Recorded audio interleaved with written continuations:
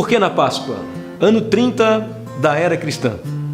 Data mais provável para a crucificação de Jesus, conforme dados históricos. O governo de Pôncio Pilatos em Jerusalém, a morte de Herodes o Grande, aquele que perseguiu o menino Jesus. Então a data mais provável é nesse ano, o ano 30 depois de Cristo. Mês de Nissan, ou Abib, nós vamos chamar de Nissan porque é o nome moderno do mês, que corresponde ao finalzinho de março e início de abril. Jerusalém, cidade cheia para comemorar a Páscoa e que estavam prestes a serem testemunhas oculares do maior evento de toda a história da humanidade. Durante as 3 semanas que antecedem a comemoração da Páscoa, nós vamos conversar sobre o porquê da Páscoa, o que fazia desta data tão especial para que Jesus fosse crucificado.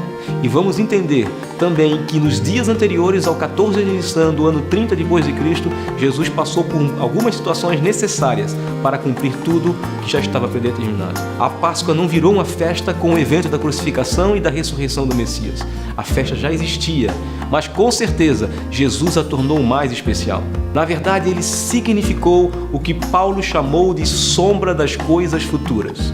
Ou seja, aquilo que um dia foi um memorial de um evento grandioso do passado se tornou em algo muito maior, que não ia atingir apenas um povo, mas toda a humanidade. Milhares de anos antes de Jesus, o povo hebreu era escravo do povo egípcio e por mais de 400 anos serviu no Egito debaixo de dor e sofrimento, até que esse povo resolveu clamar ao Deus de seus pais, Abraão, Isaque e Jacó. Deus ouviu a oração do seu povo e resolveu julgar o Egito com grande ira e libertar Israel das correntes opressoras, formar deles uma grande nação com uma lei e uma terra prometida aos seus pais. Páscoa vem do hebraico Pessah, ou passagem. Foi quando a ira de Deus passou sobre o Egito e julgou o opressor e a opressão. Antes, a ordem aos israelitas foi: matem um cordeiro de 1 ano, sem mácula, unge os umbrais das vossas portas com sangue do cordeiro, e se reúnem em família para comer, pois naquela noite a morte visitaria o Egito, mas aonde havia sangue nas portas, a morte foi proibida de entrar. O resto da história você já conhece. Mas o que tudo isso tem a ver com Jesus? Vamos ao texto que instituiu a festa. Eu gostaria de ler alguns versículos para a gente entender melhor o que Jesus fez naqueles dias do ano 30.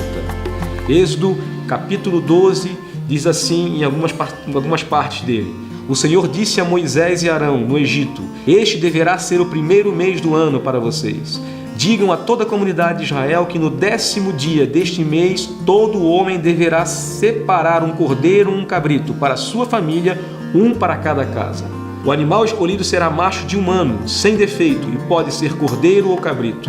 Guardem-no até o 14º dia do mês, quando toda a comunidade de Israel irá sacrificá-lo ao pôr do sol. Alguns dias antes da Páscoa, a Bíblia relata no capítulo 11 de João que Jesus recebe a notícia que Lázaro havia adoecido e depois morrido. Jesus volta a Betânia, a cerca de 3 quilômetros de Jerusalém, e causa um grande rebuliço. Ressuscita o homem após 4 dias. Os religiosos ficam furiosos ao ver os judeus crendo que Jesus era o Messias prometido e se reúnem para tramar a morte de Jesus. Mas ainda faltam alguns dias para a Páscoa e o plano de se cumprir as profecias não poderia correr o risco. E o versículo 54 deste capítulo diz que Jesus se retira, foge para o deserto. A Páscoa se aproxima, chega o dia 8, 2 dias antes de separar o cordeiro para a festa. E aonde está Jesus? O cordeiro precisa se apresentar no curral para se manifestar sem mácula e ser guardado por 4 dias. Mas ninguém sabe para onde ele foi, nem mesmo seus discípulos dão as caras. Olha o que diz os versículos finais do texto de João, capítulo de número 11. Muitos dos judeus que tinham vindo visitar Maria, vendo o que Jesus fizera, creram nele. Mas alguns deles foram contar aos fariseus o que Jesus tinha feito. Então os chefes dos sacerdotes e os fariseus convocaram uma reunião no Sinédrio. O que estamos fazendo? Perguntaram eles. Aí está esse homem realizando muitos sinais milagrosos. Se o deixarmos, todos crerão nele, então os romanos virão e tirarão tanto o nosso lugar como a nossa nação. Então um deles, chamado Caifás, que naquele ano era o sumo sacerdote, tomou a palavra e disse: nada sabeis? Não percebeis que vos é melhor que morra um homem pelo povo e que não pereça toda a nação? Ele não disse isso de si mesmo, mas sendo sumo sacerdote naquele ano, profetizou que Jesus morreria pela nação judaica. E não somente por aquela nação, mas também pelos filhos de Deus que estão espalhados para reuni-los num povo. E daquele dia em diante resolveram tirar-lhe a vida. Por essa razão, Jesus não andava mais publicamente entre os judeus. Em vez disso, retirou-se para uma região próxima ao do deserto, para um povoado chamado Efraim, onde ficou com os seus discípulos. Ao se aproximar a Páscoa judaica, muitos foram daquela região para Jerusalém a fim de participarem das purificações cerimoniais antes da Páscoa.